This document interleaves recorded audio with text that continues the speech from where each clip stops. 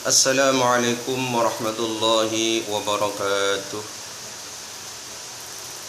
A'udzu billahi minasyaitonir rajim. Bismillahirrahmanirrahim. Alhamdulillahi rabbil alamin wa bihi nasta'inu ala umuri dunya waddin. Wassalatu wassalamu ala asyrafil anbiya'i wal mursalin. Sayyidina wa maulana Muhammadin wa ala alihi wa sahbihi ajma'in. Wa la hawla wa la quwwata illa billahil aliyyil azim. Qala rabbi shrah li sadri wa yassir li amri wa hlul 'uqdatam min lisani yafqahu qawli. Amma ba'du. Para penonton yang berbahagia, di dalam kesempatan ini, tema yang akan saya sampaikan adalah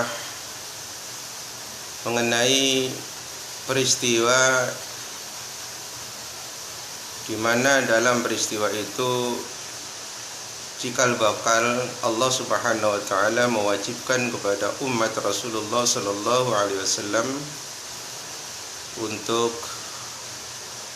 mengerjakan kewajiban puasa 1 bulan, yaitu berpuasa di bulan-bulan Ramadan. Berawal dari 2 buah kisah. Di dalam satu kitab telah dikisahkan yang mana Allah Subhanahu wa taala telah memanggil akal dan nafsu. Terlebih dahulu Allah Subhanahu wa taala memanggil akal. Ya aklu ta'al, hai akal, kesinilah kamu. Kemudian Allah menanyakan sesuatu kepada akal, bertanya kepada akal, man anta wa man ana? Siapa kamu dan siapakah aku? Lalu si akal menjawab, Ana abduk wa anta rabbi. Saya adalah hambamu ya Allah, dan engkau adalah Tuhanku. Kemudian Allah Subhanahu wa taala memanggil yang kedua, yaitu nafsu. Allah bertanya, Allah berfirman, Ya nafsu ta'al, hai nafsu, kemari.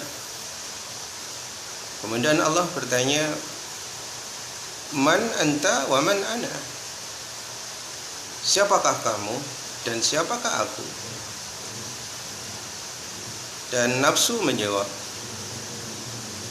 Ana wa anta anta. Saya ya saya, engkau ya Allah. Mendengar jawaban tersebut, Allah lalu menghukum nafsu, karena nafsu tidak mengakui bahwa Allah adalah Tuhannya. Nafsu dihukum oleh Allah Subhanahu wa taala ke neraka Jahannam selama 100 tahun lamanya. Setelah tiba saat 100 tahun lama nafsu dihukum, dimasukkan ke neraka Jahannam. Lalu Allah angkat nafsu.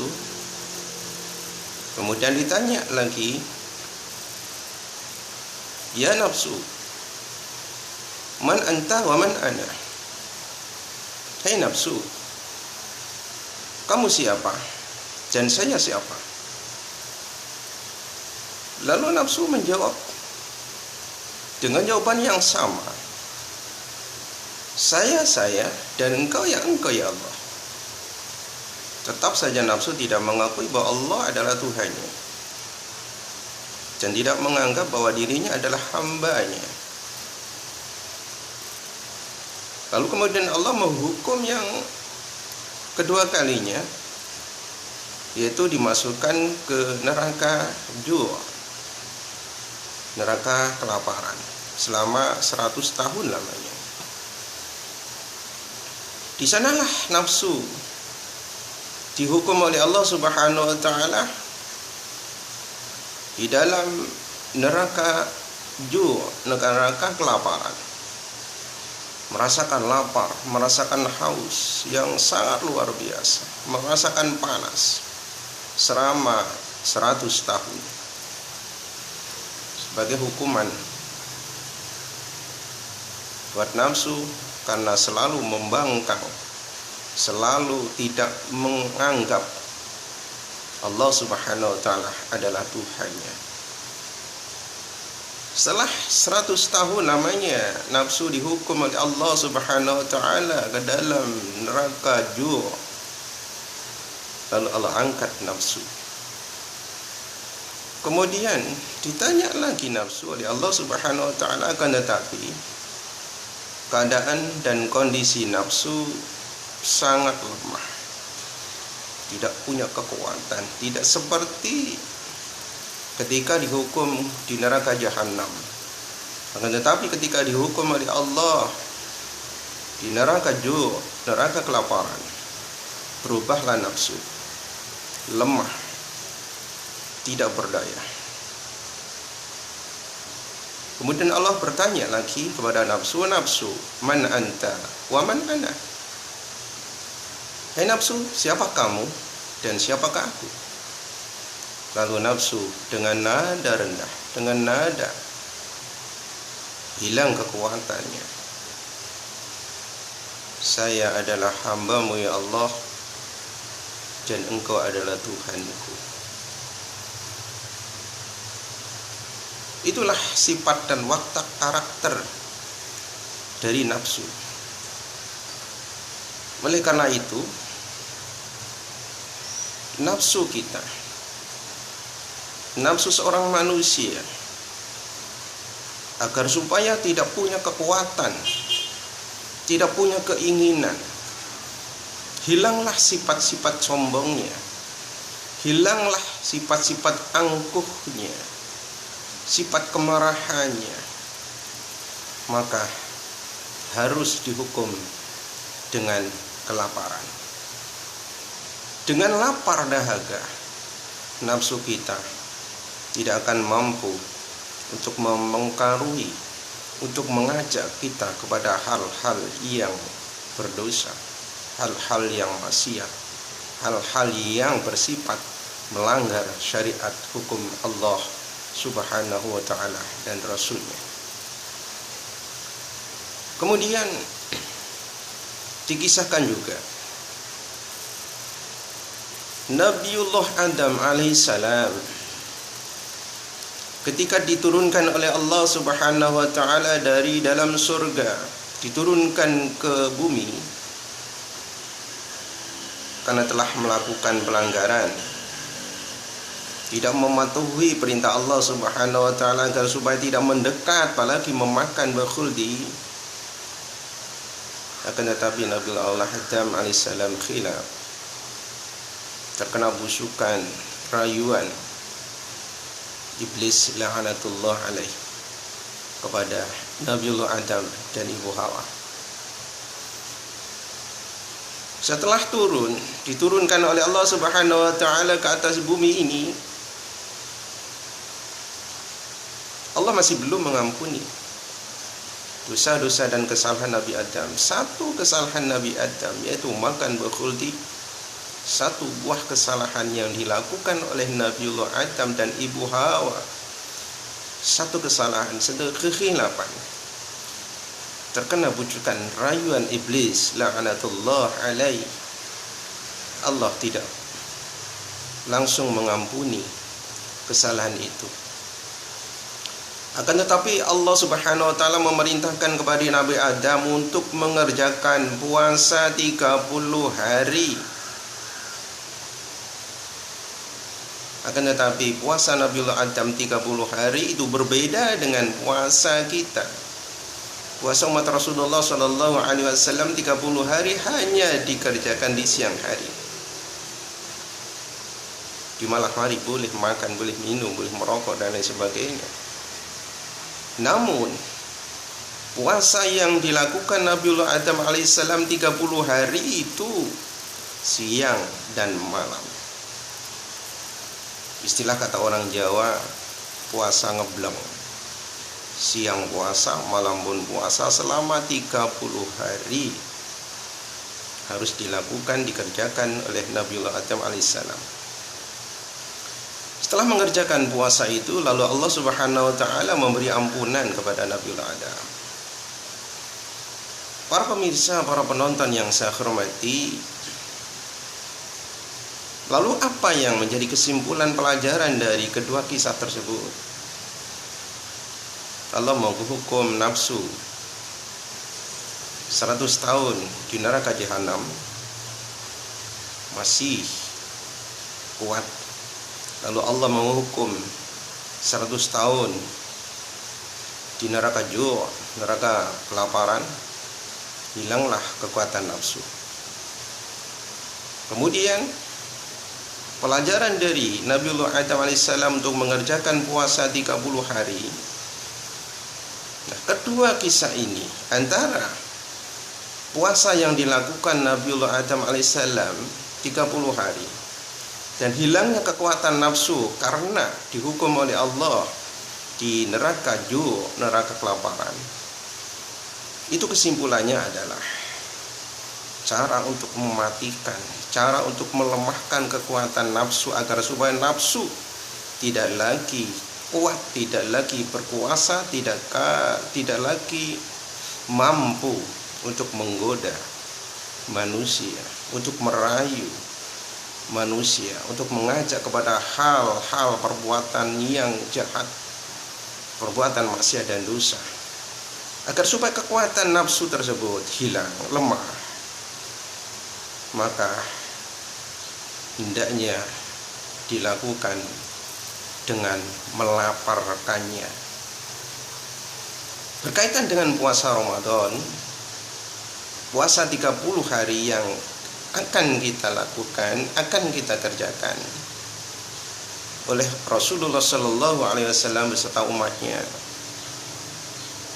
Ini adalah peristiwa cikal bakal Allah Subhanahu Wa Taala mewajibkan kepada Rasulullah beserta umatnya untuk melakukan, untuk mengerjakan puasa 1 bulan, puasa 30 hari, yaitu di setiap bulan Ramadan. Lalu apa faedah hikmah Allah mewajibkan puasa 30 hari untuk bagi umat Rasulullah Shallallahu Alaihi Wasallam, sebagaimana Allah Subhanahu Wa Taala memerintahkan kepada Nabiullah Adam alaihissalam untuk mengerjakan puasa 30 hari? Karena hikmah faedahnya adalah untuk mengalahkan nafsu manusia itu sendiri, untuk melemahkan nafsu manusia itu sendiri. Karena nafsu adalah biang kerok dari kehancuran semua umat manusia. Nafsu adalah biang kerok, penyebab utama kehancuran manusia, kebinasaan manusia, kejerumusan manusia ke dalam jurang kehancuran dan kebinasaan, baik di dunia maupun di akhirat. Oleh karena itu, kita sebagai umatnya Rasulullah Sallallahu Alaihi Wasallam diperintahkan oleh Allah Subhanahu Wa Taala untuk mengalahkan nafsu kita sendiri, agar supaya nafsu kita tidak menjerumuskan, tidak mengajak kehancuran, kepada jurang kehancuran dan kebinasaan kepada umat manusia, terutama umat Rasulullah Sallallahu Alaihi Wasallam sebagai umat yang sangat didambakan oleh Allah, sebagai umat yang sangat dibangga-banggakan, sangat dicintai oleh Allah Subhanahu Wa Taala. Oleh karena itu Allah sayang kepada kita, Allah sayang kepada Rasulullah, sayang kepada umat Rasulullah Sallallahu Alaihi Wasallam. Oleh karena itu, apa yang pernah diperintahkan oleh Allah terhadap Nabiullah Adam untuk berpuasa 30 hari, itu adalah cikal bakal diwajibkannya kita untuk mengerjakan puasa Ramadan selama 30 hari atau 1 bulan penuh. Allah menghukum nafsu selama 100 tahun di neraka jahanam, 100 tahun lagi di neraka neraka kelaparan, agar supaya umat Rasulullah Shallallahu Alaihi Wasallam mengambil pelajaran dari kisah itu, bahwa lemahnya nafsu, matinya nafsu, tidak berkiranya nafsu untuk mengajak kepada kesalahan, maksiat dan dosa dengan cara yaitu kelaparan, kehausan. Caranya adalah kita berpuasa di bulan Ramadan sebagai perintah dari Allah Subhanahu wa taala kepada kita. Para pemirsa yang saya hormati, kesimpulannya adalah Allah Subhanahu wa taala memerintahkan, mewajibkan Rasulullah beserta umatnya untuk berpuasa di bulan Ramadan adalah puasa Ramadan adalah besar manfaatnya untuk manusia itu sendiri. Manfaat pertama adalah dengan adanya lapar dahaga seharian adalah untuk membunuh kekuatan nafsu kita sendiri. Lalu kemudian Allah Subhanahu wa taala memerintahkan kepada Nabi Adam alaihissalam untuk berpuasa 30 hari. Di samping manfaatnya yang pertama tadi saya sebutkan, mengalahkan nafsu, juga berpuasa adalah Allah Subhanahu wa taala akan memberikan pahala yang besar dan lebih besar lagi akan diberikan kepada orang-orang hamba-hamba umat Islam, umat Rasulullah sallallahu alaihi wasallam yang mau ikhlas mengerjakan puasa di setiap bulan Ramadan. Allah Subhanahu wa taala akan memberikan pahala yang sangat besar, dan tidak satu makhluk pun yang mengetahui berapa besarnya Allah akan memberikan pahala terhadap orang-orang yang melakukan puasa. Semakin ikhlas, Allah akan memperbesar pahalanya. Semakin besar rasa ikhlasnya di dalam mengerjakan puasa, semakin besar pula Allah akan memberikan pahala. Semakin sedikit ikhlasnya, juga Allah akan memberikan sedikit pahala. Besar ikhlasnya, Allah memberikan besar pahala. Semakin besar dan besar sekali, Allah juga akan memberikan pahala yang sangat besar. Tidak ada yang mengetahui berapa besarnya pahala yang akan diberikan kepada orang-orang, pada hamba, pada umat Rasulullah SAW yang ikhlas di dalam mengerjakan puasa. Allah yang hanya mengetahui, Allah yang hanya bisa menentukan besar kecilnya pahala terhadap orang-orang hamba umat Rasulullah SAW yang mengerjakan puasa. Puasa Ramadan hampir tiba. Puasa Ramadan hampir menjadi sumber pahala untuk kita sebagai hamba, sebagai umat Rasulullah sallallahu alaihi wasallam. Maka bersiaplah kita untuk menemui tamu Allah. Bersiaplah kita untuk menyambut tamu Allah. Bersiaplah kita untuk mencari, untuk mendapatkan manfaat, berkah, keutamaan dari tamu Allah yang akan datang, yaitu bulan Ramadan. Para penonton yang saya hormati, inilah yang bisa saya sampaikan.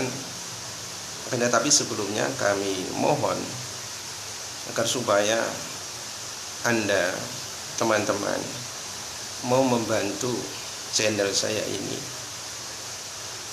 karena tanpa bantuan Anda mungkin saya tidak mampu untuk berbuat apa-apa yang lebih baik. Dengan bantuan Anda mendukung channel saya ini, Sotikin Asri, insya Allah saya akan bersemangat memberikan pencerahan-pencerahan untuk Anda semua. Dan satu lagi, marilah kita tetap mematuhi protokol pemerintah.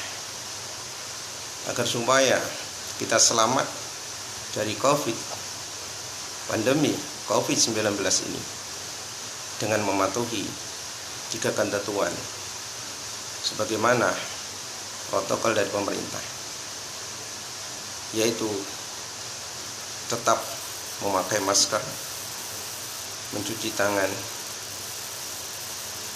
dan menjaga jarak. Mudah-mudahan Allah Subhanahu wa taala menyelamatkan kita dari bahaya corona, bahaya COVID-19 ini. Dan mudah-mudahan Allah senantiasa menghilangkan virus ini, hilang sehilang-hilangnya, lenyap selengkap-lengkapnya, sehingga bangsa kita, saudara-saudara kita terbebaskan dari ancaman maut virus corona ini. Amin ya rabbal alamin. Terima kasih atas segala perhatiannya. Mohon maaf atas segala kekurangannya. Subhanakallahumma bihamdik, asyhadu an la ilaha illa anta, astaghfiruka wa atubu ilaik. Sallallahu alaihi wasallam Muhammadin wa ala alihi washabihi ajma'in. Alhamdulillahi rabbil alamin. Wassalamualaikum warahmatullahi wabarakatuh.